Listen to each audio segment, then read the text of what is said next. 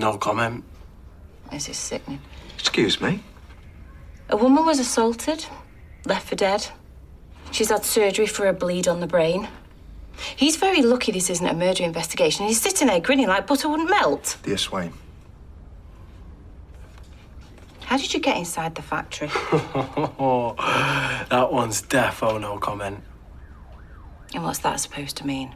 Come in. Talk of the street.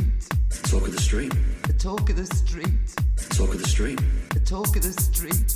Talk of the street. The talk of the street. Talk of the street.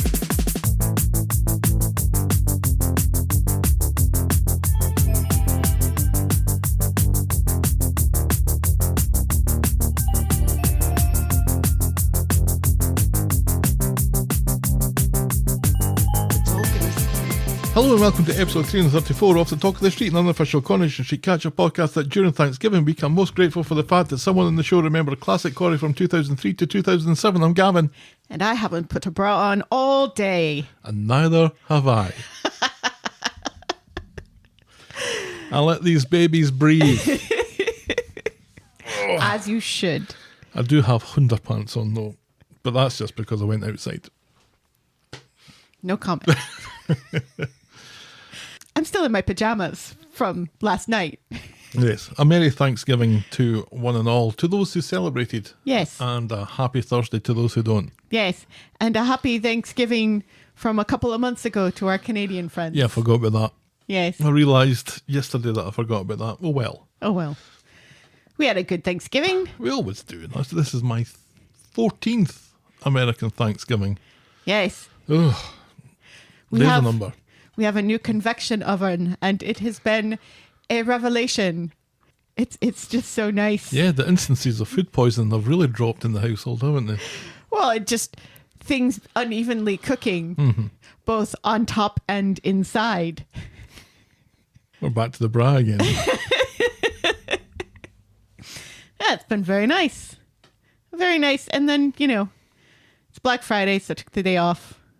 I've been off since Tuesday. Yes, you have. The week has gone in far too quickly. I can't believe it's Friday already. It is. Yeah, I had all these plans for today. And did you? Yeah. I was going to, rally the kid. Well, I was going to go see Red One with Benny.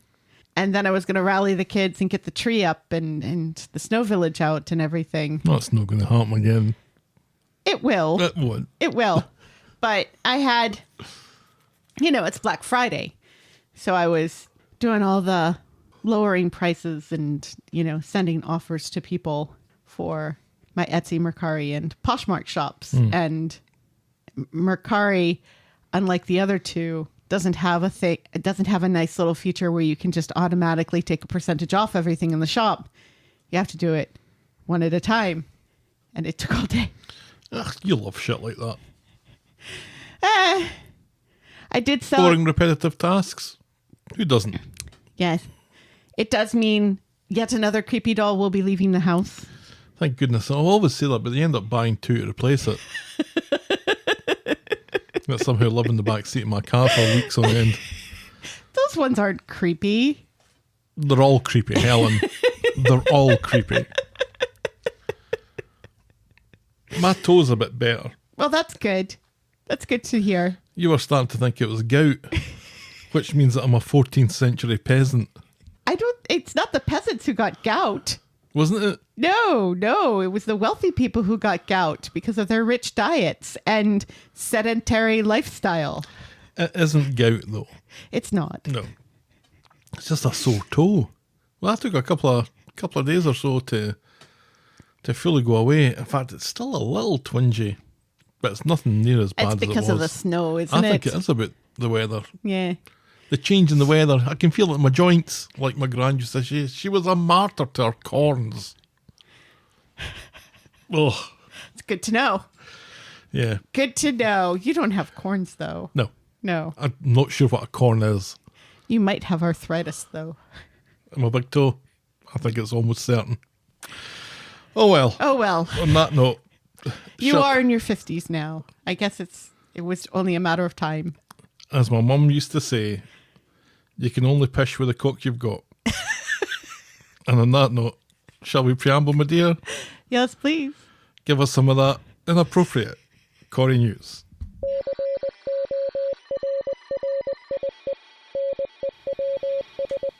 I remember fondly your mother saying that. She said, son, I've been having a conversation with Stelly in the event of my death. At my funeral, she's got 2 things to say to people, 2 stories that she needs to regale people with. Oh, no. One is how much I love a roast dinner on a Sunday. And 2 is how much I fucking hate James Corden. So, you've got that to look forward to. If your mother wasn't dead, she'd kill you. Sean Wilson has picked himself up from the scrapped Martin Platt storyline and will now be touring the country being the United Kingdom, not the United States. Of course. With TV chef Rosemary Schrager in a show called Posh Teas and Artisan Cheese. Oh, that rhymes. It does. I think these things tend to rhyme, don't they? Teas and cheese. Cheesy teas, squeezy cheesy peas. So they will be regaling folks with stories, and apparently the show will end in a cook-off between the 2 of them. I bet Helen Worth's got more to do in that than she has in Corrie these days. No comment. Grumble, grumble. No offence to Helen Worth, obviously. No. But just wait. We're gonna stop being mad about Helen Worth and be furious about something else in the new year. But I'm not going to say anything more. Yes. I'm not going to say anything more because it's the only thing I would talk about all day, night, whatever. Les Battersby may be dead, but Scylla Battersby actress Wendy Peters' love life has been revived after her divorce in 2023 as she made public her relationship with carpet showroom boss Gareth Whale, who she met through an online dating app. And they're very happy. Quiet week in Corrie news this week. I warned you. And finally... Oh, wait, we don't have anything to say about Wendy Peters' love life? I like the idea of a country where famous people can have relationships with carpet showroom bosses. God bless the king. Yes. And of course, I mean, Carpet King. I say this, but like Julia Roberts' husband, or maybe ex-husband now, was like He a doesn't cameraman. sell carpets. No, but he's a cameraman. And John Oliver's wife is in the military. So I guess famous people don't always end up together with other famous people or wealthy people. This seems to be a revelation. Yeah. And Julia Roberts with a cameraman makes perfect sense. It does. It does, actually. And, like, he was really hot, so it made perfect sense. Anyway. And finally... Thank God. And finally, trouble in the jungle as Alan Halsell gets in a tiff with BBC One DJ Dean McCullough over some firewood and a nap. To which the entire audience says Alan Halsell is a delight and that DJ is insufferable. So it seems I haven't watched any of it. Yeah, he was trying to get him to get up because one of the other people was going into the woods to get firewood and somebody needed to go with her. And I guess it was McCullough's turn and he wouldn't wake up. And then he was like really rude to Alan about it. And Alan was trying to like diffuse the situation. Mm-hmm. But anyway, it was a slow week. It was a quiet week in Lake Wobegon on Coronation Street. Well, those things definitely happened. They did. And that's Corrie News. We'll draw a veil over Corrie News for this week. And we'll move on to... It's the veritable excitement of our feedback section that I like to call Everyone's a Critic.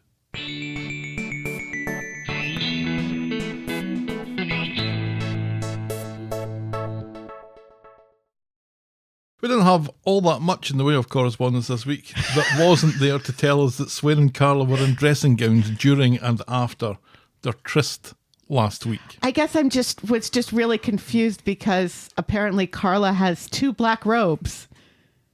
I think she has many black dressing gowns. Or What? housecoats, if you prefer. Why would you have 2 of the same color? You really, really like it. You really like the color black? I guess Carla does like black. Yeah. Makes And perfect like sense. in that one scene, like she's cut off by the counter. And I was listening, but I wasn't always paying direct attention with Oh, here my we go. eyeballs. Here we go. I was distracted by Because you seemed very sure last week. because I was distracted by a turkey grinder. Less said about that, the better. Moving on from that, Holly wrote in to say, watching a thing called Smoggy Queens on the iPlayer, and episode 5 has Bill Fellows as an over-the-top carpet salesman. He's still got a... Who knew carpet salesmen were going to feature so much in this week's podcast? He's still got a lovely head of hair too. And it also stars Alexandra Mardell, It our does. Emma, who we've missed from the moment that she left. This is Bill Fellows making his introduction into the show in episode 5 that I watched this afternoon. And go. I'm Keith from Keith's World of Carpets, and I'm crackers about carpets, me. 1 carpet, 2 carpet, 3 carpets. In fact, we've got thousands of carpets, and we've got a variety of all colours. We've got grey, lighter grey, darker grey, and we've managed to keep our prices down to rock bottom. But don't you dare ask me how we keep our prices so low, because it's a secret. Okay, I think we got it. Right, well, No shove wonder that on the Wendy social Peters media, was Stuart, swept off her because I'm feet. ready to be a viral smash. There we go. That's Bill Fellows. Moving on from Corrie onto Smoggy Queens, Yes. which is actually very funny. Yes. Yes. As you can maybe tell from that little clip. I've heard good things, and I am happy about this because I feel like comedy is really his thing, and it doesn't feel like Corrie really, there are characters in Corrie played by actors who are known for their comedic chops. Sure. It never really felt like Stu was given that freedom. No, he's very funny in this. Yeah. He was very funny in that little 30-second clip. Yes. I was dying over here about the dark grays, the light grays, and even lighter grays. Because that reminds me of this article that I read about 2 feuding Amazon influencers who are suing one another about about influencing people to buy stuff from Amazon in the same way. And it's just because all of their stuff is neutral and it comes from Amazon. So of course it's the same stuff. Anyway, yes, that sounds fantastic. Very good. And like you said, good to see Bill Fellows doing what he does best. Yes. Then John wrote in, just word to the wise, John got the memo. John writes, so not only can they afford fireworks for Paul, ski trips, and rockets to take Paul's ashes into space, but they can now afford a train ticket for Gemma to go to Portsmouth from Manchester. That ain't cheap. But just the other week, they couldn't even afford shoes. Thank you very much, John. I looked up an off-peak open return from Manchester to Portsmouth. $200. What? A 5-hour trip, right enough, but still. Still, that's So it's like 170 quid or something like that. that's really expensive. Yeah. John knows what he's talking about. He knows what he's talking about, and he's right. And then Cheeky writes, I understand that Betsy's young, but of all the times to try and get revenge on Carla, why specifically then, when there have been plenty of opportunities to try and act out revenge due to her anger about the loss of Swain's wife? It makes no sense, and she comes across as bitter every time I see her on screen. It's like if she can't be happy, she doesn't want anyone else to be happy. Yes. Very much so. Lastly, to state the obvious, Nick needs to be honest with Leanne. It angers me so much that he just drags this out. It's now involving his own son in his lie. Also, Max needs to calm down a bit because he's basically been a brat about taking care of a child when he has never done so previously. This also makes no sense. Well, I am assuming that he helped out with his sister a little bit when she was a baby. What do you think? There is an age gap there. True. I'm not sure. The whole Max thing just doesn't sit entirely comfortably with me anyway, as I'm sure we will talk about. Yes. Thank you to Chicky, to John, and to Holly for writing in with their thoughts this week. Feedback's always welcome. Send us your thoughts and I will probably read them out. Get us at thetalkofthestreet@gmail.com, or our DMs are open at Corrie Podcast. Or we love it when people write actual letters to us. Send us your proper mail to the Talk of the Street, PO Box 12, Eaton Rapids, Michigan 48827. And please note that we reserve the right to edit feedback, but only in the interests of brevity. And now we'll podcast for coffee.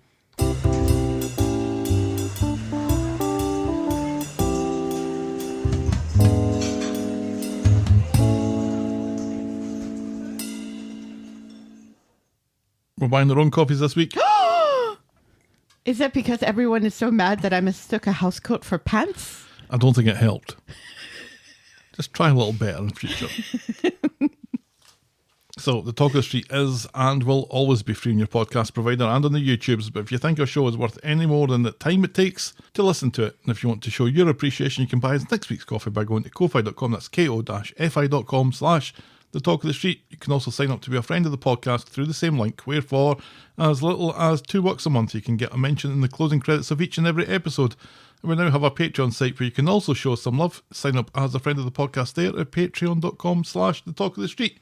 But remember, you can always support the podcast for free and get us in front of new listeners by liking, subscribing, rating and reviewing wherever you get your podcasts. Yes. All right, shall we dive in, my dear? Yes, please. Just the 5 storylines to talk about this week. Yeah. We should get through this in short order. Sure. Or the usual. Our first storyline is the head injury after the dumping before. On Monday.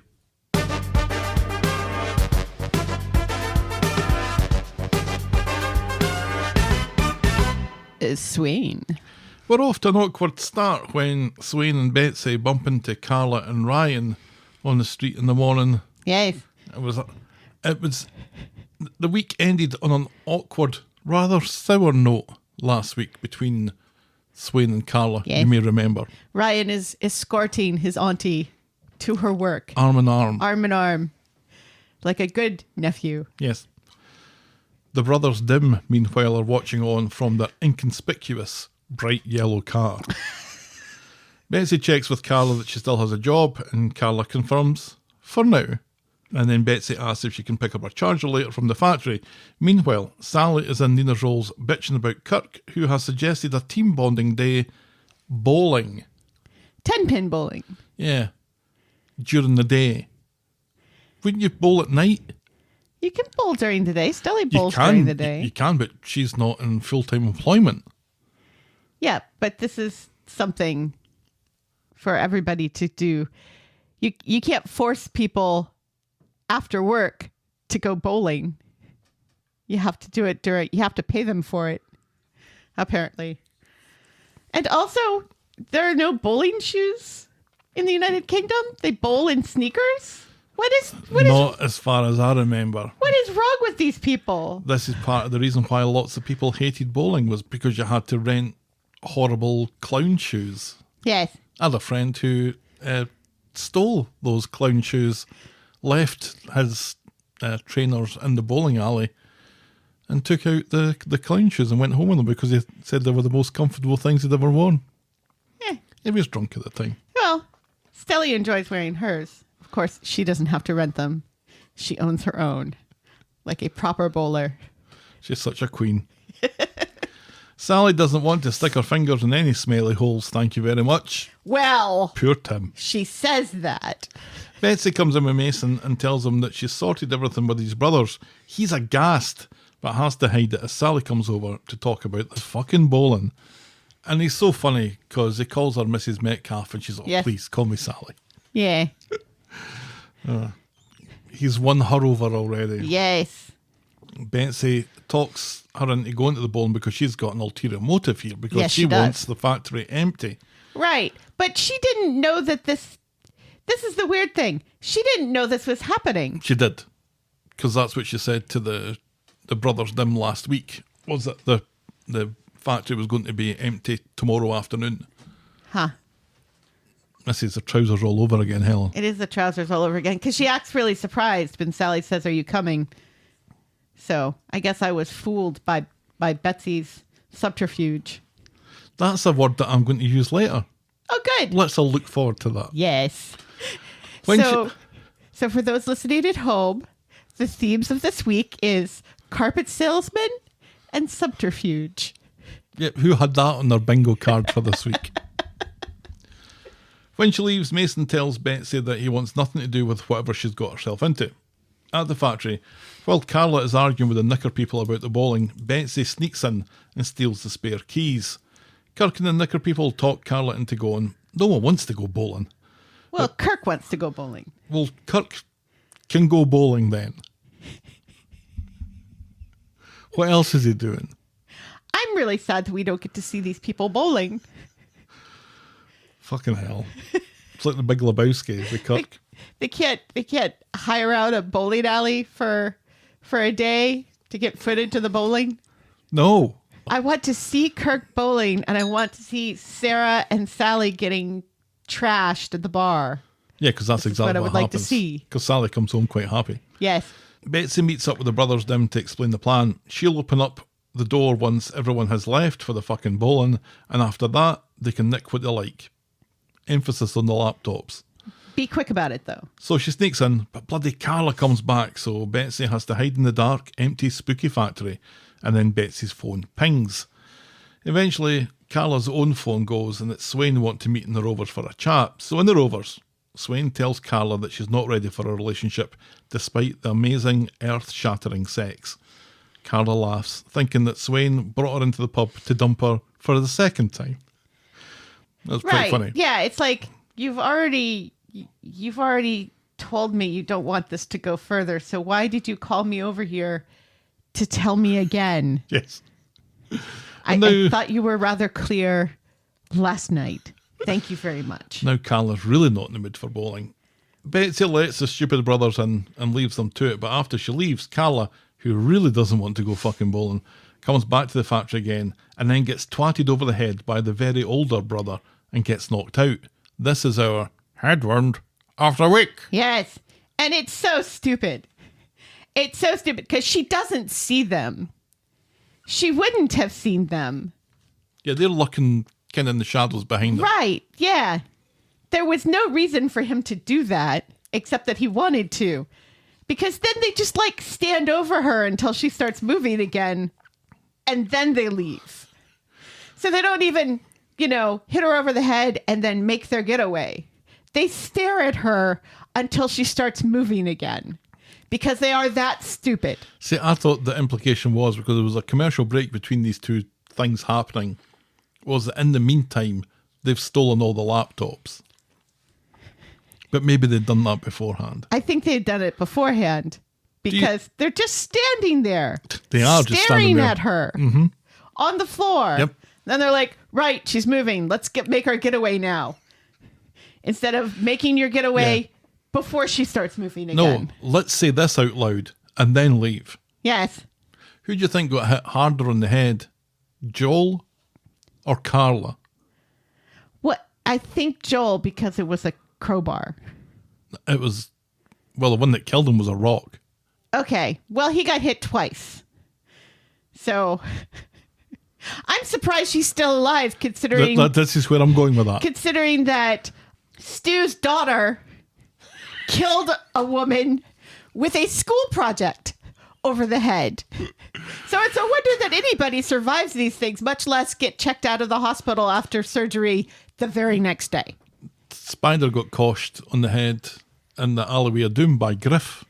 Yes. And lived. And he lived to tell the tale. Yeah. Yeah, that school project was, I guess it maybe had sharp edges.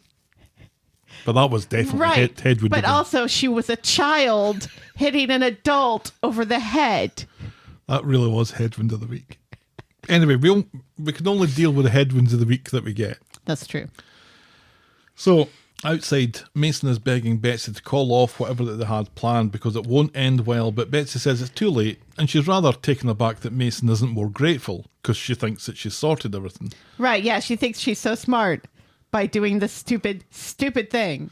Then they see Carla outside getting sitting on the edge of an ambulance while Tinker takes a statement, And Carla has noticed, obviously, that the place has been robbed at this point. She insists that she's fine and she just wants to get back to work.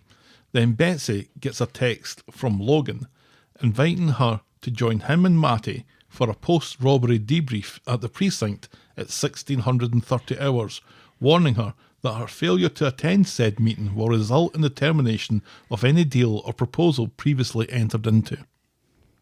So fucking stupid.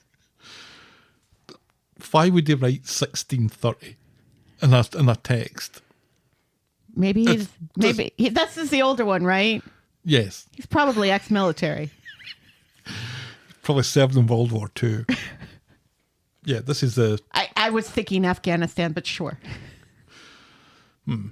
At the meeting, Betsy is furious at the brothers who tell her that their deal will be honoured so long as she keeps her mouth shut. It's unclear if this truism was the sole reason for the meeting. Meanwhile, after ignoring pleas from Ryan and Roy to go home to rest, Carla... Or go to the hospital. Carla's in the factory on her own trying to tidy up when she collapses and isn't discovered until Betsy shows up to return the keys. After a fashion, an upset Betsy calls Carla an ambulance. Carla, You're an ambulance. The Knicker people come back. That's always funny. The Knicker people come back from bowling as Carla's body is getting hurried along the cobbles on a gurney, vibrating so much it nearly falls off. Ryan goes with her to the hospital. Betsy, meanwhile, goes to the station to tell Swain, and then...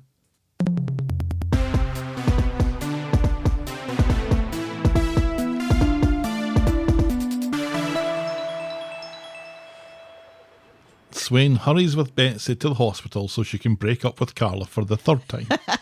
Or the fourth time. I don't know. I've lost count now. We learn at this point from Ryan that Carla has a bleed on the brain and is in surgery right now. Yes. So it's a very serious thing. This is a very, very serious, potentially life-threatening thing. Let's all remember this. So on Wednesday, Swain is at Carla's bedside begging her to pull through. And then she gets a call from a colleague to let her know that they've got him, whoever him is. When she gets to the station, Kit is dragging Deck from Ant and Deck in.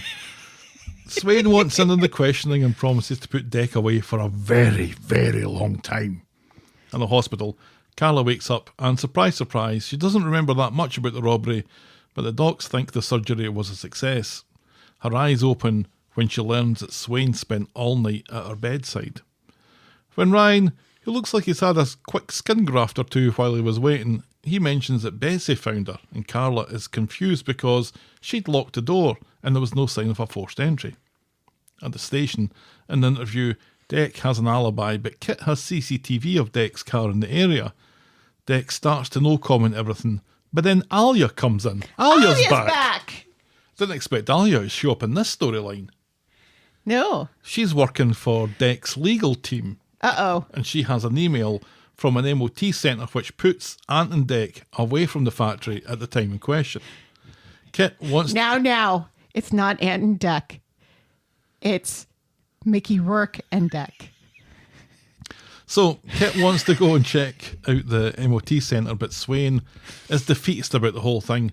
He wonders if she's taken this one too hard, and so goes to check the alibi on his own, while she clears her woman's head.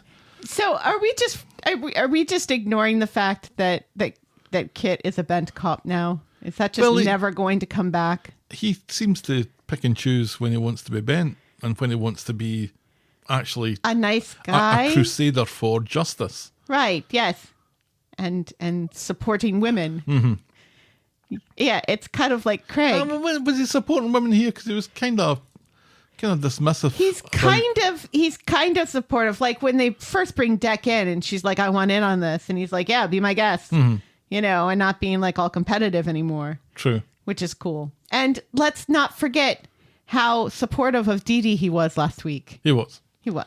Back at the hospital, Roy thinks it might be an idea to update Swain on Carla's condition, because it didn't seem that Swain was there in a professional capacity. Even Roy's noticed, and Roy doesn't notice anything like this. That's true. Carla admits that she and Swain dined at the Y the other night. Roy just wants Carla to be happy and has no questions, so that's nice, isn't it, Helen? Yes. Well, let's not forget, Roy was married to a trans woman. Absolutely. So Roy is very much a part of the rainbow. And at that, Swain comes in. So Roy and Ryan cough and make their excuses and leave. Carla quizzes Swain on the robbery, but Swain can't say anything about it. Carla thinks Swain says that quite a lot and asks what else she can't say. So Swain dumps her for a fourth time and then fucks off back to work. Back at the station, Kit has drawn a blank at the MOT place, so Deck is finally released, and he is mouthy as fuck as he goes. Seriously. Casting up the creepy cropper thing who they let go, and then insinuates that he knows something about Becky's death. If she was hit by a getaway driver, what was he getting away from? Swain goes for him while Kit holds her back. Yes. And once again, we're treated to the height difference between the two of them. And also, Alya's like, shut the fuck up, Deck. Yep. What the fuck, man? Why is this my first client ever? And he's such an asshole. Yeah, Alya manoeuvres everyone the fuck out. Swain now knows that Deck had something to do with Becky's death because she's a detective and he basically just said so. Yes. Later, Betsy finds Swain in the community garden and she's having a moment. Swain says that she has a lot on her mind and asks Betsy for a tissue but gets a hug instead. So that was nice. Well, she gets a tissue too. Meanwhile, Carla asks Ryan to check the factory to see who has keys. She reckons this was an inside job, and Ryan comes back with a complete list. Carla, Sarah and Kirk. But he did find a spare set in Carla's desk. He leaves as Betsy comes in to see how she is, and Carla immediately accuses Betsy of breaking in the factory and demands to know what she knows. So Betsy comes clean but says that she didn't attack her. Betsy wanted to punish her. What for giving you a job? Shouts Carla. Betsy explains that she did it because Carla was fucking her mum, but now begs Carla not to grass her up. Carla is enraged and throws Betsy out. And all of this within 24 hours of having brain surgery. Right, yes. I thought Carla's shouting an awful lot for somebody who's just had brain surgery. Right, yeah. You'd think you'd want a little bit of quiet. And moving around quite a bit as well. You'd think she'd be a little bit sugary there in the brain. A wee bit sugary indeed. Back at the station, Kit wonders why Deck would mention Becky if it really was him. Swain thinks it's because he's a cocky wee shite. Kit offers to drag him in for something else, but Swain wants to play this by the book, and then seems pleased and then confused that Kit would offer. So she goes back to the hospital to see Carla. Carla's about to tell her about Betsy, but instead Swain tells her about Becky and Deck, and she breaks down in the room with a woman who had her brain cut open in the last 24 hours. It's like, is the right person crying here? God, Swain suddenly became kind of needy. A bit too needy, maybe, for Carla, who's just had brain surgery. Wait, there's a time and a place, I think is what I'm saying. Yes, and I think that's true. And it's like, I'm really upset and I need to talk to someone. I know, I'll go to the hospital and talk to the woman that I've broken up with 4 times in 1 week. To be fair, she's only broken up with her twice, but still. No, it feels like more. It does feel like more. Because, like, she does the first time that Carla's awake and Swain shows up. Swain makes a point of saying, I'm only here because I'm, concerned about you as a friend. This isn't me trying to get back together with you.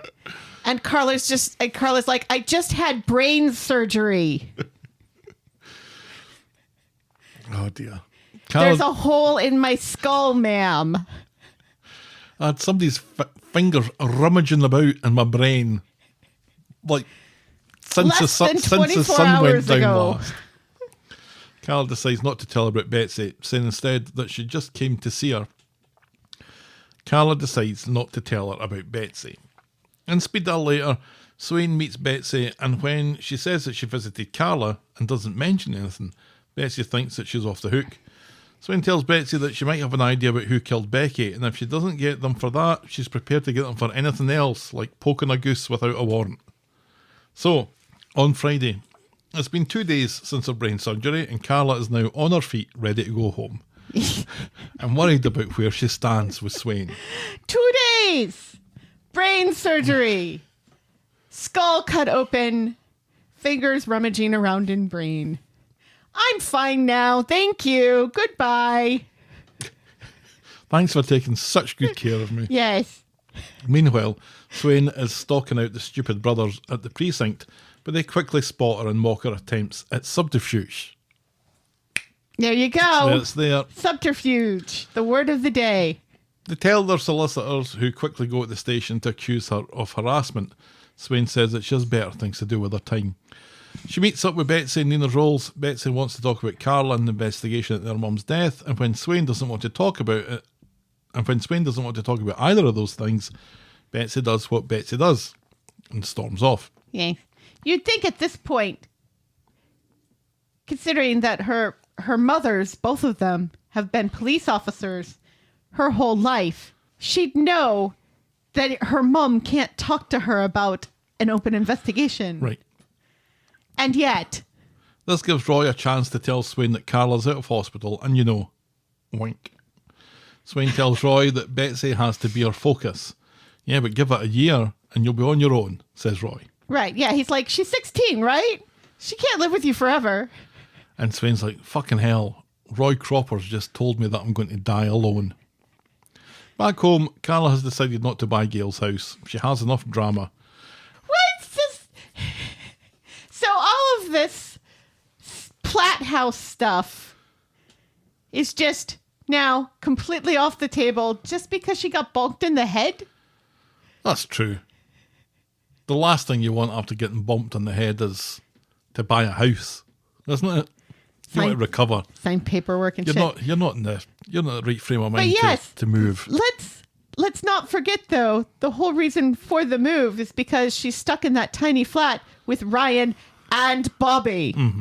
Bobby, who is mentioned that he has been called and informed about his aunt's potential life-threatening surgery, but doesn't show up. He was playing Call of Duty. He was busy. So then she gets a visit from Swain, and Ryan, who I love this week, doesn't even bother asking Carla if she wants Swain to come in. He just buzzes her up. And Swain gets right to the point, admits that she has feelings for Carla and would like to give it another chance, despite the dumping 8 or 9 times this week. Carla, though, is still annoyed at Swain and wants to know what's changed her mind, and she says that she got advice from a very wise man. But now Carla is cautious against letting her guard down. And also has this huge secret about Betsy. Yep. So maybe she doesn't want to be around Swain a lot. But Swain proves that she's made up her mind for reals now, and they smooch again. They call Betsy round and tell her that they're going to give it a go, and Betsy doesn't seem to have anywhere near as much of a problem about this as she did. No, she doesn't throw a single drink. No. It's shocking. Swain goes off to get pizza to celebrate, which allows Betsy and Carla to have a wee chat, and after a fashion, Carla agrees not to tell Swain about the robbery, but warns Betsy that her jacket is on a sugary peg. Yes. And that's as far as we get with that storyline this week. So once again, we have a storyline where Betsy has information that could solve a crime and is not telling anybody about it. Right. Until the time that she does tell somebody about it. I'm guessing in like 2 weeks' time. Themaybe what should have happened, again, given that Carla and Swain are at the fledgling moments of their relationship. Yeah, it's not rather than start it with a horrendous lie. What Carla should really be doing here is encouraging Betsy to tell the truth to Swain herself, yes. or Carla will be forced to tell her. Right. Because this is no way to start off a relationship. Correct. Because it's going to come out. Yeah. Because it's a soap opera. My complaint is more along the lines of they just did this with Betsy and now they're doing it again. Oh, sure. Which I guess is... This is par for the course for Betsy, though. Yeah, every time we think, oh, okay, well, she's growing. She's not going to make that mistake again. Nope. Whoopsie. Right. And here we're so unforgiving of racist Kelly. I guess Betsy hasn't gotten anyone stabbed yet. Just, a bleed on the brain. There's something about Betsy that I can't help but like. And I know that she's proven a divisive character. And I think she's one of those characters where it is difficult for some people to separate the character from the actor. Mm-hmm. I think Sidney Martin is doing a fantastic job playing Betsy, who we're not supposed to like. No. The fact that people don't like her, well, that's good because... You're not supposed to. Right, that's what the show wants you to think. Yeah. But I think in the scenes this week, in particular, where Betsy was the one who found Carla, and the way that she panicked as she was calling Carla an ambulance, Right. I thought was exceptionally well done. Yeah. She really sold it to me, and she had this little idiosyncrasy where, as she's talking on the phone, she pauses and she sticks her tongue in her cheek as she's thinking, and it was just such a normal Teenager thing to do. and just a reaction of someone who isn't trying to act that.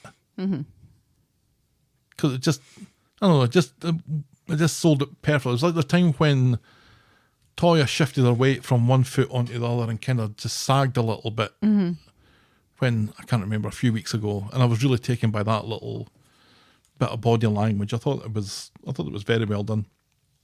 So we were left hanging for a week about Carla and Swain. I kind of think they did it better last week.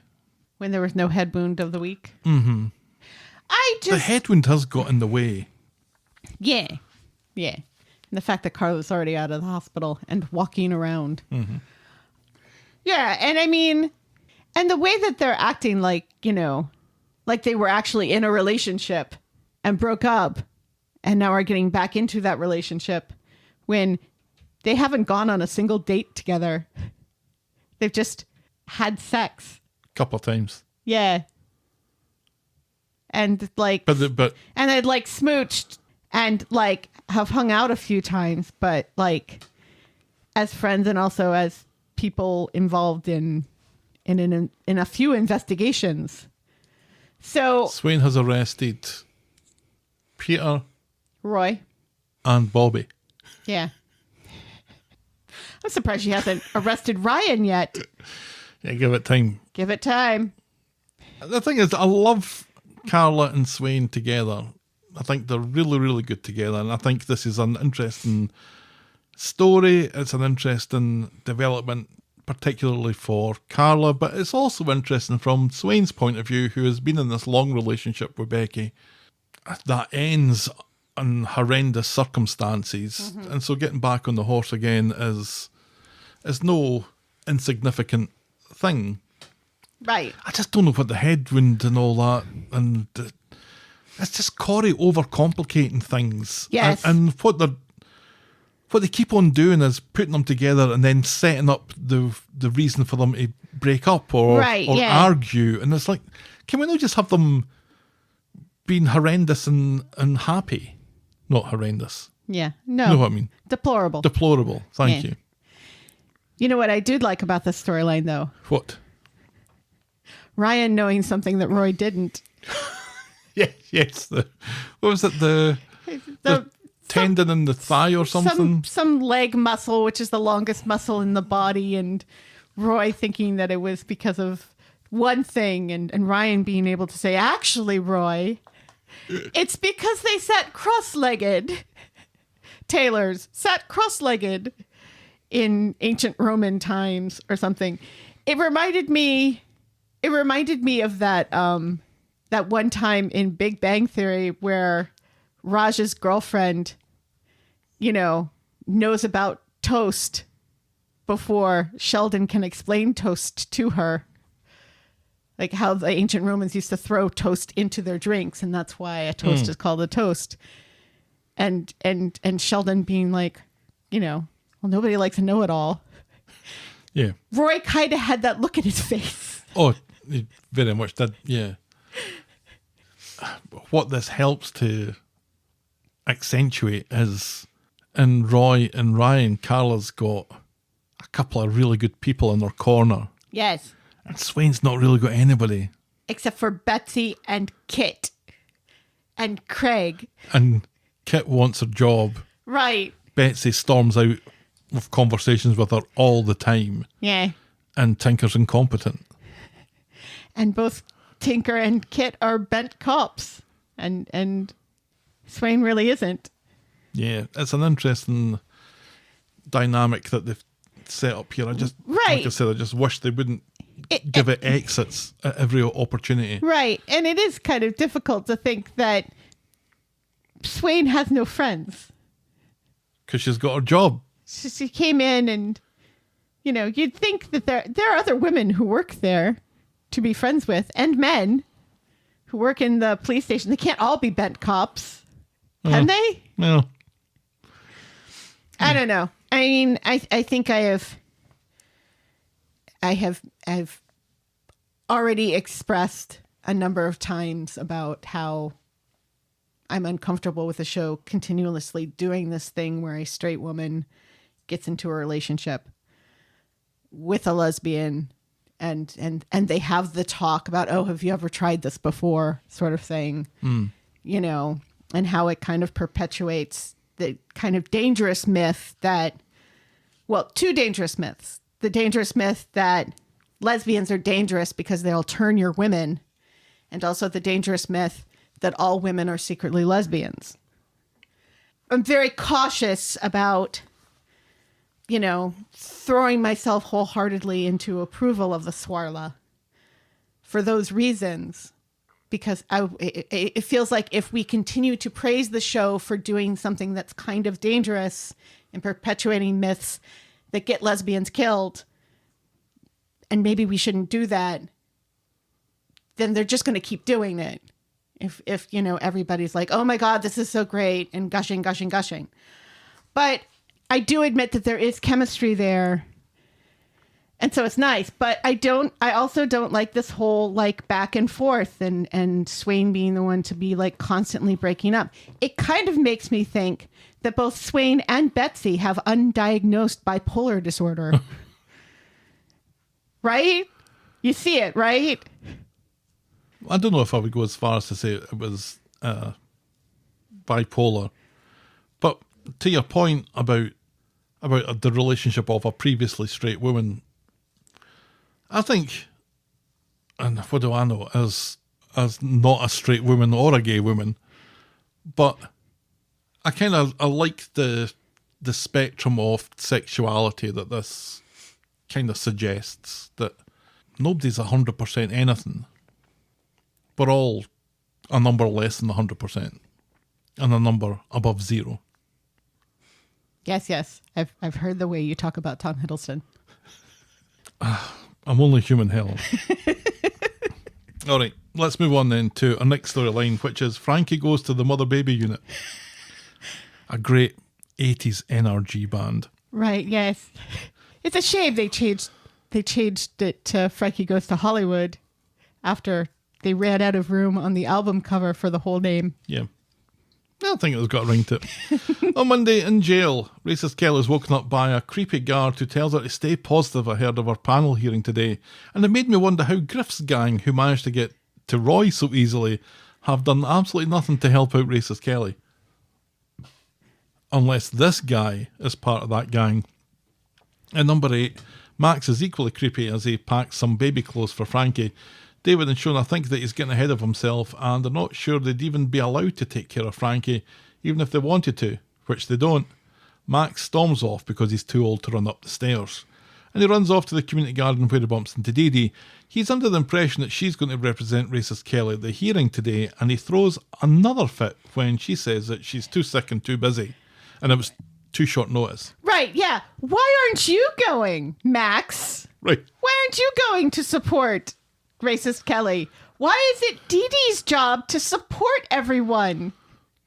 Don't black women have enough to do without supporting racist white teenagers? I'm like, where did you get off doing this, Max? Well, it's just like, why are you guilting people? And this is, nobody's compelled to do anything in this situation. It's like when... And let's acknowledge at least slightly that this is somewhat complicated as far as Dee Dee's concerned. Right, yeah, seriously. It's like when all of those white men were trying to force Alya to forgive Max. Remember that? Oh, they formed an orderly queue. You've got to give them that. And wasn't there something else that Dee Dee was like guilted into doing in the past 6 months? I'm sure there was. Max does his best to make Dee Dee feel guilty about letting racist Kelly down and then storms off to be a ray of sunshine somewhere else. Right, yes, and not support racist Kelly himself. Meanwhile, in the prison, racist Kelly is waiting for the hearing and learns that babies only stay with their mums until they're 18 months old, because after that, yeah, kind of makes sense, right? Right, yeah, because they're like walking and talking at that point, and yeah. So it's just racist Kelly and the social worker at the hearing, and it's not going well, and racist Kelly loses her temper at them when they suggest that prison isn't the best place for a baby, and other people are just as good at looking after babies as racist Kelly was. As they're scribbling their decision, Dee Dee arrives and takes control of the situation, says that she understands that she's not supposed to address the panel directly, and then proceeds to address the panel directly, saying that the case is nuanced and racist Kelly was bravely saving someone else's life. The decision will take a couple of days, and while racist Kelly is thankful for Dee Dee's input, she's not holding on to too much hope, and she expresses this to Max on the phone later.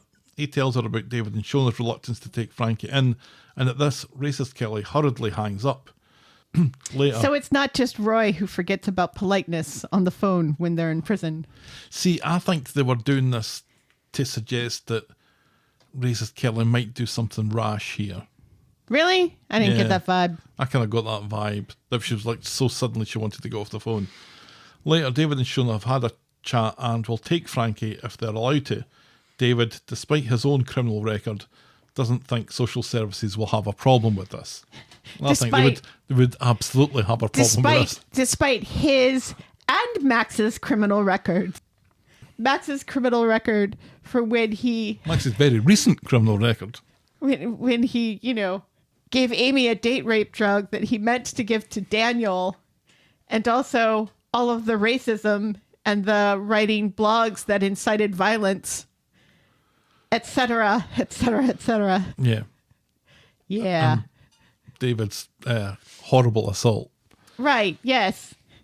Yeah, that baby's going nowhere near that house, or it shouldn't anyway. Right, yeah. I mean, let's not forget, poor Toyah got that child ripped from her, and she hadn't even killed anyone yet. On Wednesday, a wonderfully heavily tattooed woman turns up at racist Kelly's cell to give her the verdict off the panel from Monday, but she likes to drag things out, so just lets the silence hang for a good minute or two, like she's Simon Cowell on Britain's Got Talent. Only with much better fashion sense.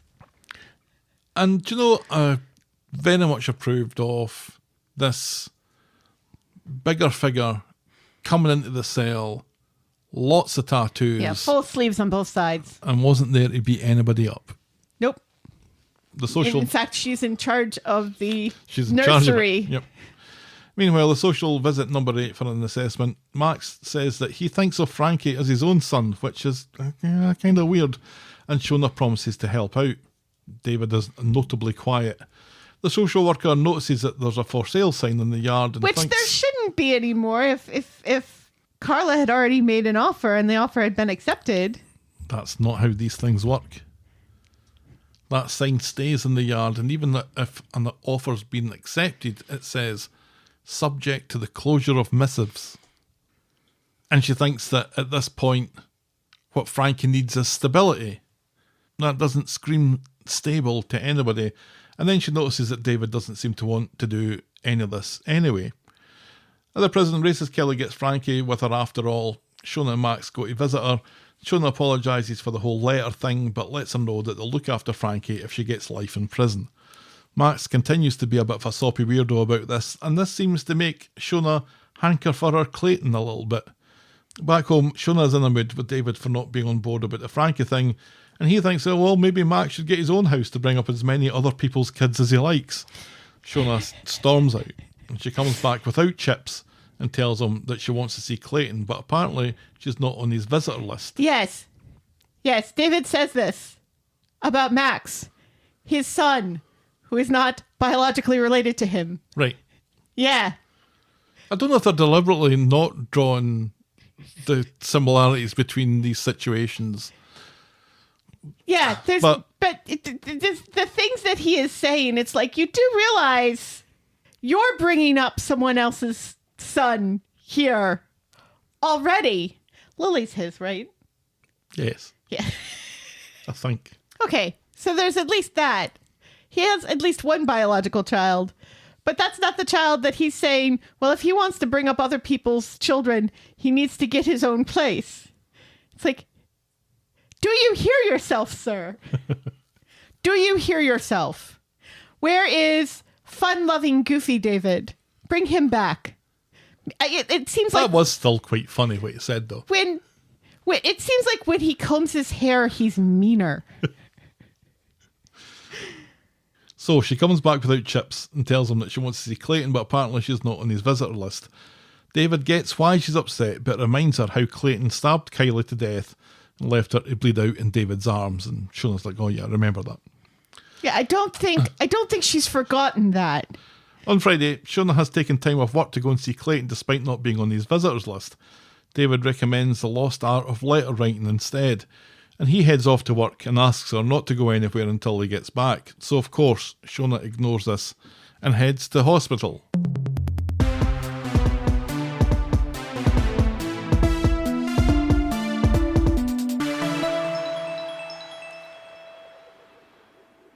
And she finds Clayton's room and she storms in, and Clayton seems in better shape than Carla was in another storyline as he shouts at her to fuck off. Right, he's been in the hospital for over a week. Yeah. Yeah. How many brain operations has he had? Seriously. So Shona gets home and tells David that she's going to speak to the prison about seeing Clayton.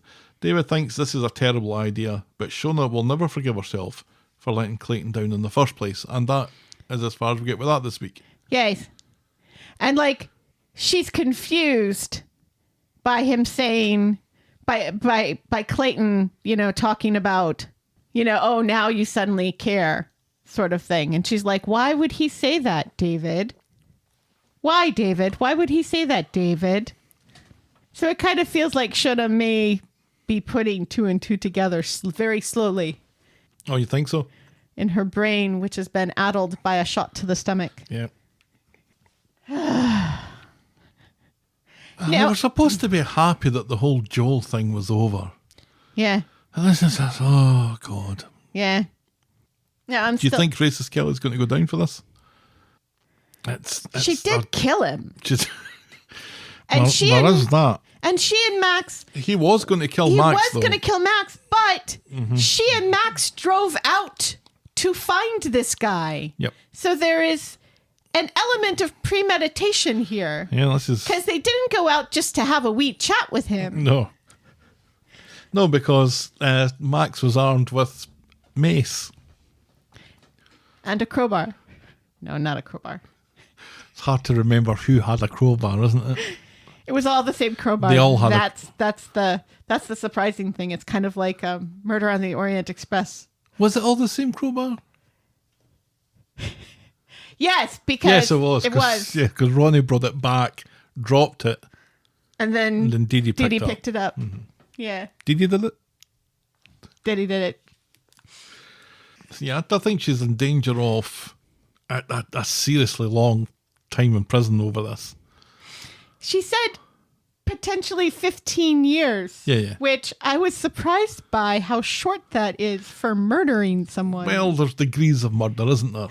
There is. And this isn't necessarily murder in the first, which would be a bit of a harsher sentence, I would have thought. But Right. even that, it's probably 25 years and then you get parole. It's very few people that get whole of life that never get out again. And it's typically people who are already kind of old. Yeah. No, I think. it's people who've killed like lots of people. Serial killers get Right. whole of life. For a one-off, it's kind of unlikely. How many serial killers have there been in the UK? I know Jack the Ripper, and I know the guy that David Tennant played very creepily in that one show. Dennis Nielsen. Yes. Well, it was Fred and Rose West. Yeah, I've heard Dr. of them. Harold Shipman, the Yorkshire Ripper, famously. Oh, yes. Who famously was an actor on Coronation Street. No. That's not quite that story. That's not true. He was definitely not. He was accused, but he was not the Yorkshire Ripper. More about him later. I guess we have to ask the likelihood of the show bidding farewell to Kate Fitton for a long period of time, for all intents and purposes forever, I guess. But I can't really see that happening. keeping baby Frankie, who, hey, at least I was wrong about that baby dying in hospital and never getting out, because he looks like a proper baby now. Yeah, and as far as Carla being in hospital for probably 48 hours after brain surgery, that baby was in the neonatal Yes. for weeks and weeks. Yes, as he should be. Yeah, so it feels like they kind of have either the correct medical advice or medical advice that they want to pay attention to. Well, it's a lot easier with a baby who doesn't have speaking lines, Sure. and doesn't have an actual part. Because Because what I'm saying is, racist Kelly and Max and Bobby were in and out of there. sure, but it's just good to have something be more realistic, I guess. Yes, this is true. Oh well. Let's move on now to the most boring story in the world. What's hilarious is I'm not quite sure which one that is. On Monday, Gemma is fucking Okay. off on her own to stay with a mate because she's got mates now, Helen. Yes, that live far away. Just as Dev comes in to tell Chesney that the kebab shop is opening back up and there's some shifts going. Remember when Gemma and the quads left for like over a week, just like last month? They went with Kit's friend's holiday cottage. Right, yes. And now she's fucking off again. Yeah. Funny how that happens. He asks Ches to start this afternoon. That's Dev, that is. So Ches heads to Freshco and is unreasonably annoyed when the transit van beats him to a parking spot. Fuck. It should not have beat him to that parking spot because he was waiting his turn very politely. Fuck you, buddy, says Chesney, and he blocks the transit in. Right, which is... It's like, I understand being annoyed by this. However... Yeah, but he Do didn't... you think this is the right way to go here? But he's not only blocking in the transit van, he's blocking in the... Traffic. And the people that are parked next to the transit van. When he gets back, though, the transit van has banged his way into Chesney's car as he's reversing out and has managed to escape from the trap that Chesney has so cleverly set. Chesney gives chase, but he's no match for the power of the internal combustion engine. Later, at home, Dev shows up to ask why the fuck Chesney hasn't opened up the kebab shop. Chesney explains his run-in with the transit van driver who's damaged his car. Fascinating, says Dev. Now get that fucking shop open. Right. Although Dev seems pleased with the whole blocking the van in idea. He's like, yes, man. That's the right thing to do. It was hard to follow Dev's emotions in that scene, I found. Yes. On Wednesday, Chesney gets home and is fucking about leaning into his car for his charger or whatever when his backside that's sticking out of the car is buzzed by the van. By a van. That he blocked in the other day. He thinks it's the same one. It's not, though, because that one was white and this one is grey. Don't look at me like that. I will absolutely look at you like that. And I think Carla's trousers as I'm doing it. He explains this to Bernie, who laughs in his face. He thinks he was almost killed by the guy he blocked in. She tells him to have a word with himself, but on the stairs, a silent Joseph looks like he might have some information on the matter. But later, he tells Chesney that he might have seen the van and knows that his dad is shitting himself about it. He doesn't want anything bad to happen. Yes, but he says that the van is black or dark blue. Yeah, which neither one of the other vans were black or dark blue. But Chesney does not say, no, that's not the same van because one was white and one was grey. Or they were both white. And Joseph says what no one else has said so far, that the wee boy has also lost his mum. So he's lost his mum, and he's lost Paul. Gemma keeps on going away, and Chesney's terrified that he's going to get murdered by a van driver. Yes. And I'm like, oh, where are we going with this? Where are we going with this? Because it's building up to one of the children vomiting. That's where we're going with this. Because even for a Chesney story, this is pretty boring. Well, I think it's just setting him up being really, really overwhelmed and then having Les die. So then he has this conversation with Bernie about being really overwhelmed and sad and feeling like he can't be sad. Well, let me talk about that. Okay. On Friday, Chesney's ironing. Well, he's setting up an ironing board. And he's on the phone to Gemma, who's worried about everyone because that's what Gemma does. Joseph comes down to announce that Bryn has vomited all over the bathroom apart from in the toilet, and Alad has stood in it. Chesney calls Bernie to come clean it all up for him. Despite getting his kebab job back, it seems that he's still working that 0-hour contract thing and he's waiting for them to give him a call.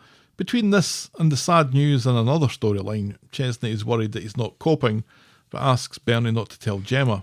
Bernie reminds him that Gemma doesn't have a monopoly on grief, which she read from a fortune cookie.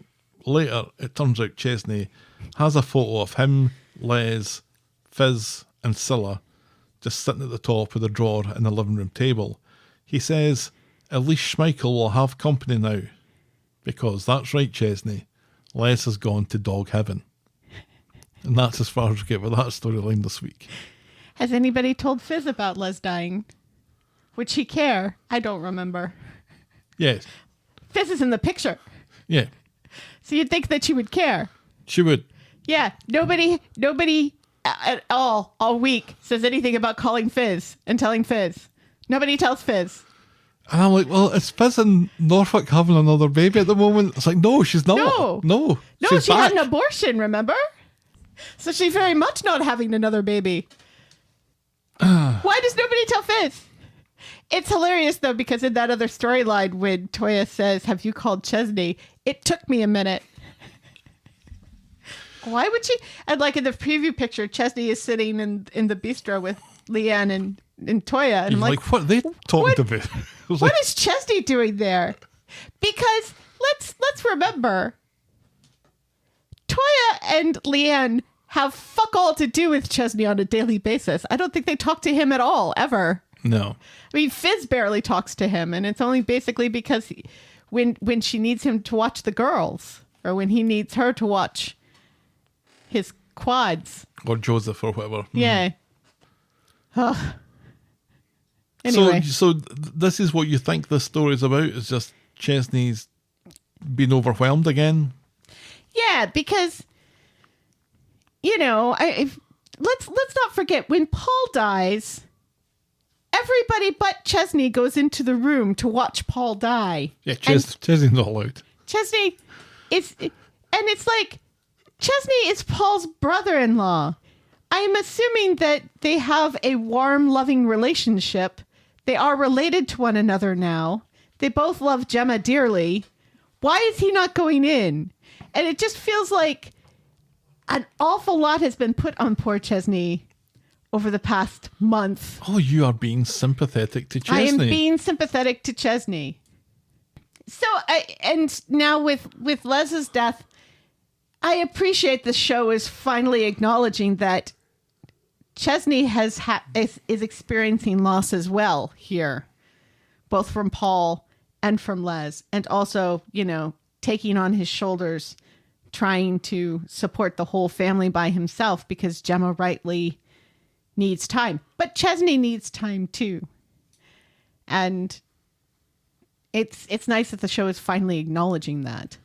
I can sympathize with a character that I typically can't stand.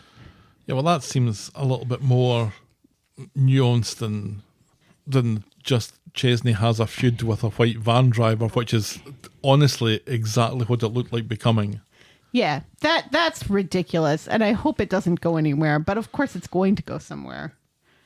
Like, all the van drivers in Weatherfield are like part of a whole cartel, and they're all trying to get revenge on Chesney for blocking that one van in. I'm just going to throw this out there, but in a couple of weeks' time, it's going to be Chesney hit self in face with Brick Day. And it might all be related to that somehow. I don't know. For the longest time, this was just, oh my God, this is so boring. And then when it opens up in today's episode, he's ironing. And I'm like, oh, they must know that this is just so dull. But on the other hand, we are constantly complaining about the show going off on these weird, wild tangents and complaining that this is not what the show's main purpose is supposed to be about. It's supposed to be about the common people and their common struggles. There has to be a happy medium, though, that doesn't involve us having to watch Chesney iron. Well, we don't actually get to see him iron. He's there with the ironing board. Ironing is implied. Right. But we've actually... Here's the thing, though. We have seen Gemma and Bernie actually ironing on the show, and you have never complained about that. Yes, because it's not Chesney. And Bernie is folding clothes, wearing a penny. Yeah, she's not Chesney either. If Chesney did do that, I'd complain about it. Which you shouldn't. Because it's okay for Chesney to fold laundry and do the ironing. I don't want to see it. I certainly don't want to see it on the back of a white van man storyline. It was too much by being nothing at all. But then it became something. But then there was Chesney's mental health storyline, and maybe that's part of it. Maybe he does the blocking in of the van, and then the paranoia from the van is all about the manifestation of his grief and his exhaustion, manifesting as paranoia about vans. Do you know? I think you've convinced me. I think this is more interesting than it at least first appeared. We are finally getting like some depths to Chesney's character. I wouldn't go as far as to say depths, but it does feel like there's a little bit more going on than just what it initially seemed on Monday and Wednesday. Right, I will grant you that. The paranoia and then the constant just bitching and moaning about everything going on in his life constantly, which is typical Chesney, which is the thing we complain about. All right. Anyway. We'll move on to a penultimate storyline, picking up who they left off. Not where they left off. Whom they left off. Hoomst. On Wednesday, Alya's back. Again, we already know this. She's knocked contract law on the head and is now representing fucking criminals. Yasmin doesn't like the sound of this, but Adam remembers something about innocent until proven guilty. Just like you, Gran, says Alya. Mm-hmm. Adam and Alya go for a drink and she admits that the company she's working for in another storyline, Finnegan's or whatever, are dodgy as fuck. Yes.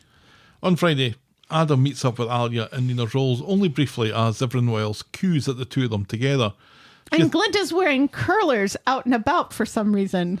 She thanks him though for his pep talk last night, telling her to hold her nose and go for it as far as the defence stuff is concerned. He says that he wants to meet up for a drink later, so they meet up for a drink later, and they're both still available, so they discuss. Start making out right there. No, they don't. No, they don't do that. And then, bored of having a drink together, Adam wants to go and have dinner. So at dinner, bored of having dinner, he suggests they go for a nightclub and a couple of cocktails. He's never happy. No. Never happy where he is. No. Breathe once in a while, Adam. Just embrace the moment. Seriously.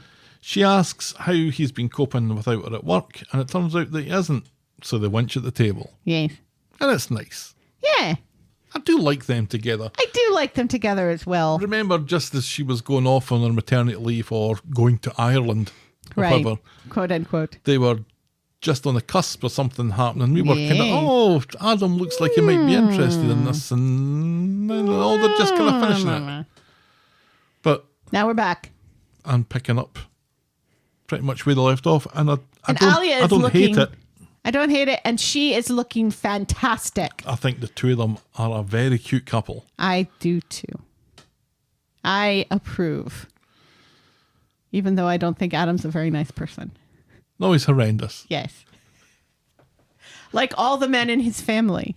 Like all the men on the show, with the exceptions of Tim and Roy, and only occasionally Roy. Sometimes Roy can be deplorable and condescending to the women on the show. Tim is never condescending. Tim can't spell condescending. Correct. All right, well, I'll look forward to seeing how that relationship develops. Yes. Over the coming weeks. Our final storyline is Mr. from Another Sister. On Monday, at the bistro, Toyah is complaining that her new flat doesn't have hot water and she's sick of her flatmates already. Nick tells her to move in with him, as that's what the plan was going to be eventually, but just skip the bit where they tell Sam or Leanne. Toyah does move out of her shitty flat, but thinks she should stay at a hotel until Rowan's trial is over, so she moves into the rape hotel. Nick suggests that she keeps her stuff at the flat and invites her around for dinner to try and get Sam on side about it all, but Sam is most definitely not on side. And has had a growth spurt. Yeah. And he's furious and thinks that it's weird that Nick wants to hang out with Toyah all the time. Nick admits to having designs on Toyah and they want to be together. He promises that Sam's like, "Do Dan not get a say in this?" Like, and Nick no. says, "Of course you get a say, except I'm not going to listen to it." Right, Pretty yeah, much. you can say. And also, no, you don't get a say in this because you're not an adult and you're not in this relationship. And also, what happened to you between last week or the last time we saw you and now? Why are you like an adult now? All of a sudden, all of the cute babiness of Sam's face is just gone and he's grown a foot. It's like, what's his name with the one leg all over again? Like Jack. Mhm. Yes, One of those J names that you habitually have problems with. correct. He says it's going to happen and he needs Sam to keep his mouth shut about it for now. Dinner is a disaster and Toyah isn't sure telling Sam was the right idea. Right, and Sam refuses to play board games. Much like everyone in this family. You got your way for the entire day, Helen. Let it go. I did not. On Wednesday, Toyah is on the verge of vomiting due to stress. It's Oliver's memorial today, and she hates that she and Nick will be there while forcing Sam to lie. Nick has an answer: a holiday to Tenerife. What a great idea, Nick. Sure. Ahead of the memorial, Toyah's trying to have a word with Sam when Leanne, Steve and Tracy show up. Leanne's brought a rose for Rose to mark that occasion too. And Sam is awkward as fuck about this, and so's Toyah. We don't see any of the memorial, but back at the bistro, Tracy ends up talking to Sam, and he asks Tracy if it's ever okay to lie. Oh, wait a minute. Are you suddenly 8? What? What's he asking this for, and what's he asking her for? She thinks it depends on the lie, and if it saves someone getting hurt, then it's probably okay. Sam agrees with this and leaves to fuck about with the computer in the office. Leanne and Steve had a great time at the memorial, and she thinks Oliver and Rose will be looking after each other in heaven, or, well, you know. Toyah has a wobble. She can't do this to her sister, but she wants to keep on doing this to Nick. It's quite the conundrum. Yes. Meanwhile, in the office, Sam is trying to download dodgy software on the office PC. Right. But it needs a password. He's looking up porn. Leanne comes. He's got a payday loan. Nick comes in. He's investing in Bitcoin. Oh, anything more than Bitcoin. No, I think that'll do it. Nick I win. Leanne comes in to help, discovers his Tenerife booking just as Nick comes in, and he looks like he thinks Sam's just dropped him in it. Hurt, but try not to show it, Leanne asks who he's taken, and Sam pipes up and says it's him. Leanne says that she could do with a break too and thinks about asking Toyah, and everyone clutches at their collar a wee bit. Yes. At the bar, Toyah has to confess to having to stay in a hotel as her share turned out to be a nightmare, and Leanne would love Toyah to come live with her, but Toyah insists that she needs space, and it's funny because I think that's what Leanne said that she needed when she moved out. Yes. Then Leanne gives Nick a hug to thank him for today. Later, Steve and Leanne chat in the pub about Oliver, and Steve thinks that Nick might still have feelings for Leanne. She sucks a thoughtful tooth. Back at the bistro, it looks like Tenerife is going to be fucked, or Nick will have to go on holiday with his fucking son, unless he tells Leanne the truth. On Friday, Leanne goes to visit Nick, a bit anxious about the court case that starts tomorrow with Rowan. Sam makes a brief appearance and she fusses over him before he leaves. It was a kind of little familial scene, wasn't it? Yes. Nick has something he wants to tell her, but before he can, the police buds the door. They have some news for Leanne. Les has died in an accident at work.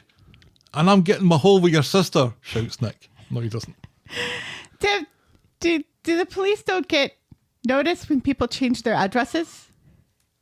It's just really lucky that Leanne was there. Maybe she hasn't changed her address. Can you imagine how awkward it would have been if Toyah had been there with Nick getting it on when the police showed up looking for Leanne? I can't imagine that, Helen. I've tried and I just can't. It would have been very awkward. Maybe they would have mistaken Toyah for Leanne and saying, "I'm so sorry, your father's dead." And Toyah's like, "Oh no, that's not me."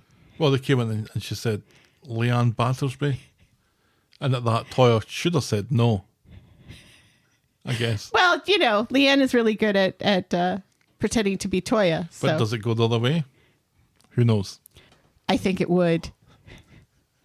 Anyway, I think we've mined the dregs out of that. yes. So it sounds like when Leanne asks if she can see Leslie's body, that it sounds like there's not a huge amount of them left. Yeah.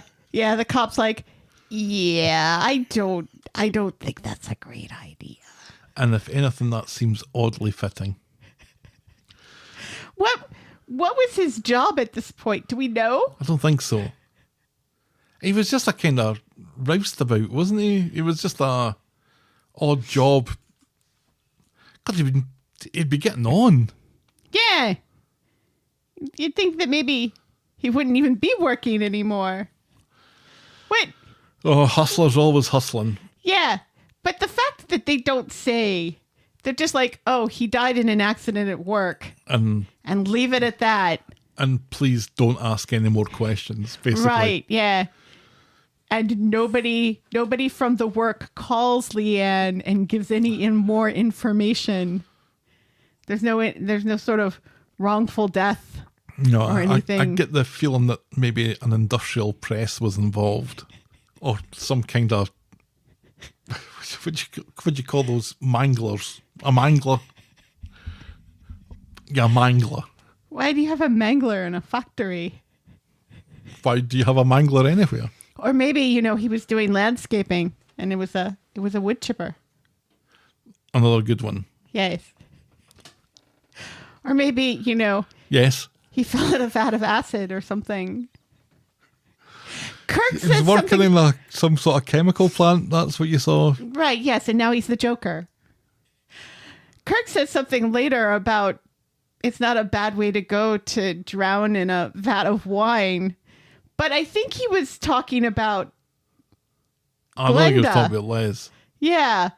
And it's like, does he think that there's a massive vat of wine in Jenny's back room that people can accidentally fall into and drown?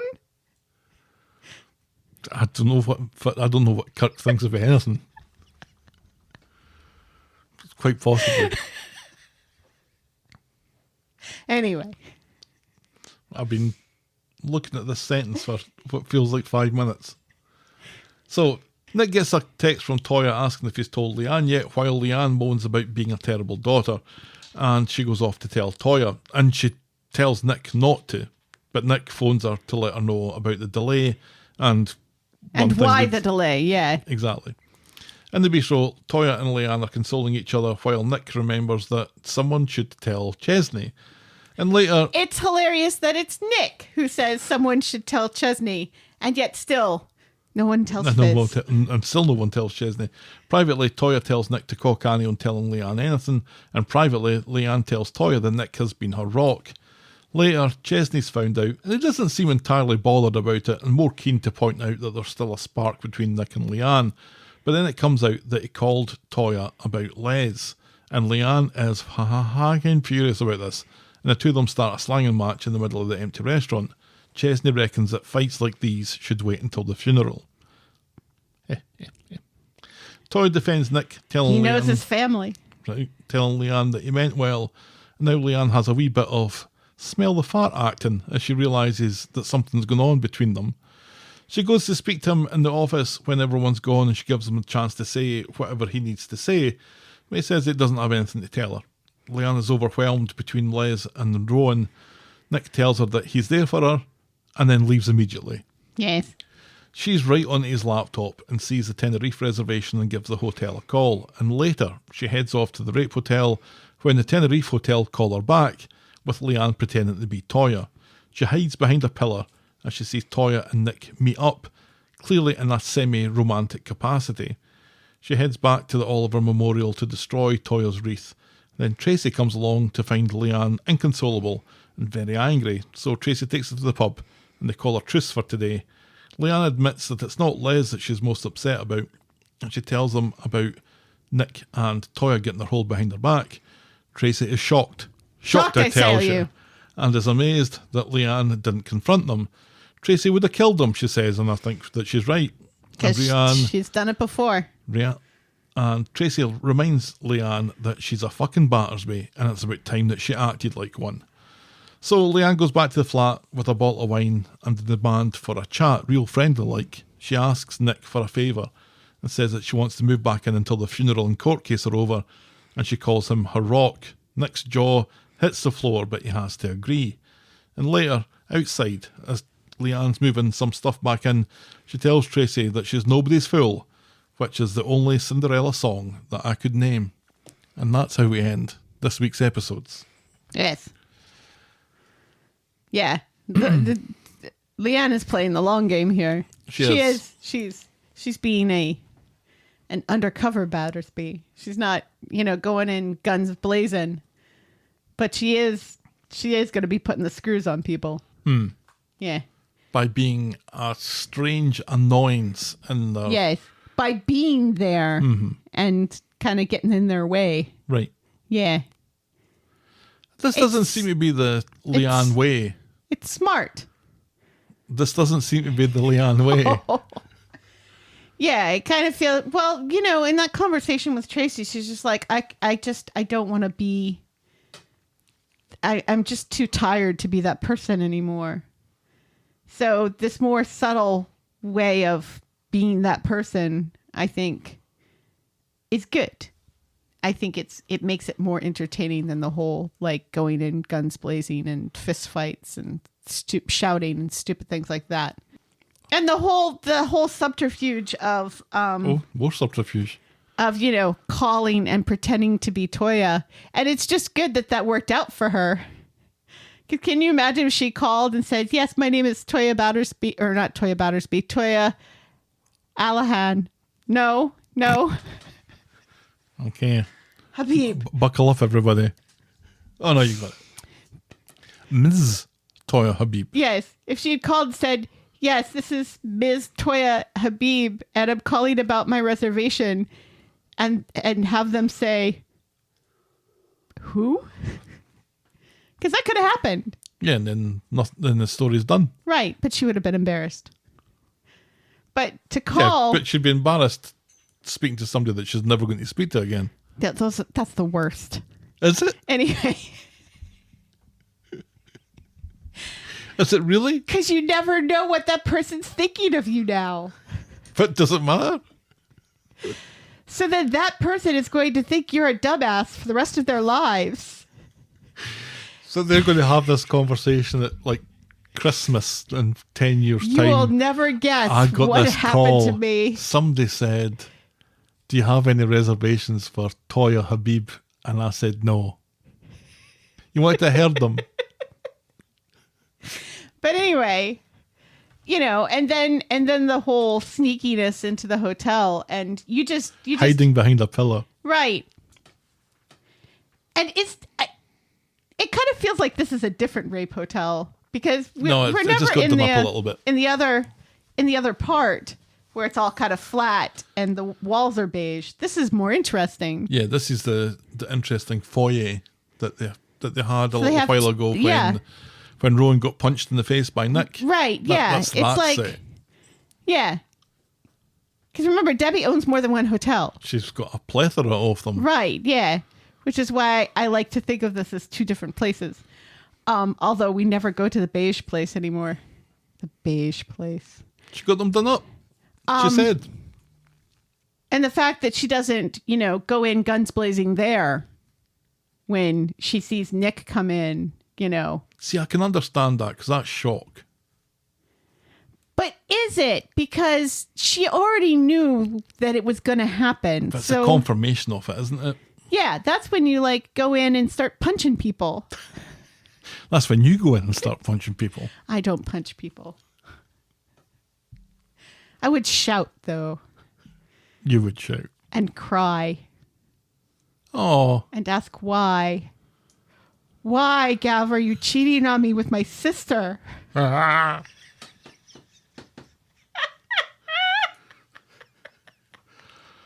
It's a good thing that would never happen in real life.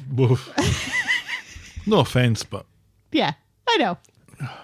I get it. Oh, jeez. We don't live in a soap opera. We live in the real world. Thank goodness. So, yeah, I find it very interesting that Leanne is taking a different tack here. That makes me intrigued by the storyline. Just like I'm intrigued who gave Sam some human growth hormone. And now he looks like a short adult now, but not as short. I've long said that every triangle is a love triangle. If when you you love love triangles. Yes, you and this is a James A. Caster. This is an interesting love triangle, I think, and I think it's interesting because, despite being tremendously boring, Nick is kind of good with both of them. yeah. I had to laugh though when Sam says, "Have you and Leanne ever shared boyfriends before?" When Toyah says no. It's like, that's a lie. Have we all forgotten poor Peter? And Imran. And I'm sure there was another one when they were younger. What I liked, or what made me a little sad actually, thinking about today was the scene, I don't know if you remember, of Nick and Leanne leaning out their window and kissing as they were leaning out the window. Uh-huh. And I was like, do you know, the two of them really were meant to be together. They were good together. They really were. Yeah. We thought they were their lobster. The thing that the show tends to do, though, is put couples into kind of domestic normality. Mm-hmm. And that never lasts. There always has to be some drama going on. Except for Tim and Sally. Yeah. That lasts. Because it's there would interesting be what a costume box can do. outrage. There would be rioting in the streets if they broke up Tim and Sally. Oh, sure. And it would just be me. But, again, Peter and Carla were like, oh, they finally got together.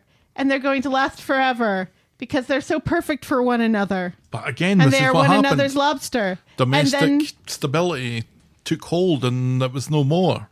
right, yeah. Whereas both of them had the capabilities of having drama in other aspects of their lives and did, with Carla's other head injury, which was not really a head injury, it was a mental injury.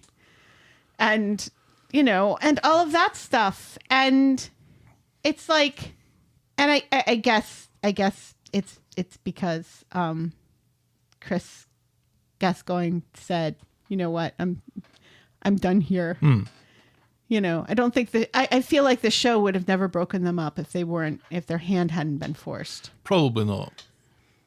So I gotta give at least that to the show. But here, but still, the storylines that are going on between Leanne and Nick still kind of interesting at the time because you've got the whole Rowan thing that is going to be kicking off next week, presumably. yeah. And then there's the Les funeral that's presumably got to happen. I guess he's not going to have an open casket. Is it? It might just be a polythene bag. Who knows? But there's still enough kind of drama that's away from our domestic stability stuff. There's still interesting stories to tell with them, it seems. I don't know. I'm quite happy, I guess, with either of them. But Leanne, when she's got her teeth into something, is a formidable force. Yes. And she has the capacity and the desire to be an absolute bastard to the both of them. To fuck this up. Mm-hmm. You know, and more power to her. With the whole Rowan stuff, we were just kind of shaking our heads saying, Leanne, listen to these people. They have your best interests at heart. They know what they're talking about. We can all see it. Mm. But here, she is justified in her anger and her shoutiness. And she's not shouting. And it's interesting. And Nick and Toyah did do the dirty on her. They did. You know, and yes, part of it was them being pushed into one another by Leanne's cult behavior. She did get to level 7 though, didn't she? She did. That's not to be sneezed at. I love that Tracy still hasn't forgiven Leanne for Amy's money. Oh, no, that's never going to happen until she gets it back. Even then. And I also love that Tracy digs into Toyah a little bit for being a busybody and you know, grassing Tracy up about the whole pill thing. Yeah. It's like, time and a place, though, we missed you, Tracy. Time and a place. We missed you. All right, well, that was the week that was Coronation Street. Helen, tell me, because I'm genuinely interested, what was your moment of the week? Ryan and Roy talking about muscles. And Roy being wrong. That was great. And fighting the urge to, and admitting he was wrong, but fighting the urge to get out his phone and look it up first. Yep.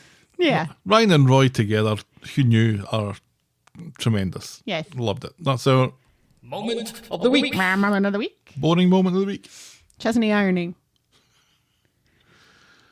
Even though we should show men doing domestic chores in the house on soap operas more often. Oh, don't show anybody doing domestic chores. I'm good with either. That's our Boring moment of the week. Now, on Twitter, as you may remember, I don't know. I don't go on Twitter anymore. Every week, I ask our followers, which has topped 4,000, finally. Now that we're probably going to be leaving. Shh. Everybody's followed us on Blue Sky anyway. No, they haven't. Almost everybody. No. A lot of them have followed me. It's so sweet. Like, I feel so bad now about the whole only Gail Platt loves olives following me, because like every day it's like, oh, I love your podcast so much. And it's like, oh crap, there's another person who follows me who listens to the podcast, and I didn't realize it until they said something. Oh crap, more people love me. My heart's bleeding. They love you too. Anyway, I asked people what they thought of this week's episode, condensing those emotions into 3 options: yay, meh, or zzz. And it was a close one this week, if not exactly the most popular in terms of the number of votes.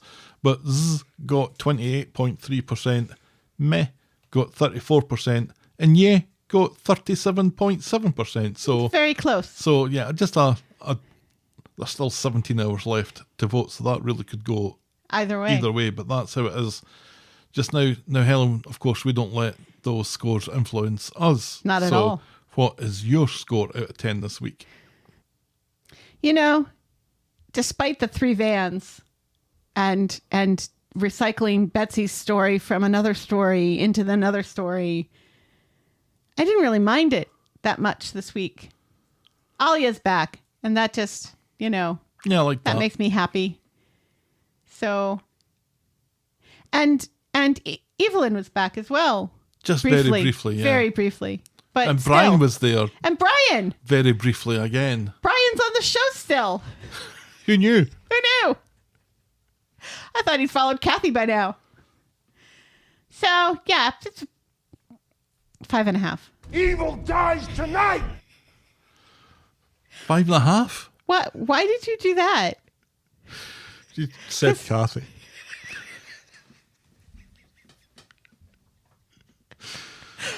I don't know if that answers your question. It doesn't. It makes me more confused. And yeah, I'd give it a 6, I think.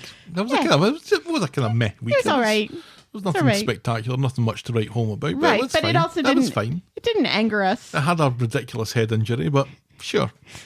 It's not the first time, and it won't be the last. Exactly. All right, let's wrap this one up then. This episode was brought to you with thanks to our friends of the podcast. Daisy, French Helen, Pickles, DT, Trisha, Wendy, Noel, Canadian Helen, Christy, Shandy, English Victoria, Aurora Yvonne, Heather Westerfield, Russell Whiting, Jackie B, Brittany Porter, Laurie Anna, Tina, Colin Burt, Stephen and Leah. Thank you so very much, folks. We really appreciate it. Yes, we do. If you've ever got heavily tattooed and needlessly dragged out sentences for dramatic effect, write in to tell us about it next week. And also send us pictures of your tattoos. We're the Talk of the Street at gmail.com, and we're at Corrie Podcast on Twitter, Facebook, Instagram, Threads and Blue Sky.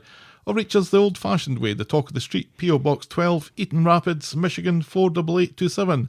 You can shout me and Helen a coffee or become a friend of the podcast by heading to ko-fi.com, that's ko-fi.com/the Talk of the Street, or patreon.com/the Talk of the Street. Check out voggle.co.uk for links to our merch store, YouTube channel and blog. And if you're so inclined, please leave a rating and a review on the iTunes or your podcast provider of choice. And be sure to check our pop culture sister podcast, The List of Lists. Karen Culkin deserves to be in the Best Actor category and not the Best Supporting Actor category for A Real Pain. Discuss. Thanks for making it to the end of another episode, and we will be back next week with more Talk of the Street. Talk of the Street. Bye. Cheerio.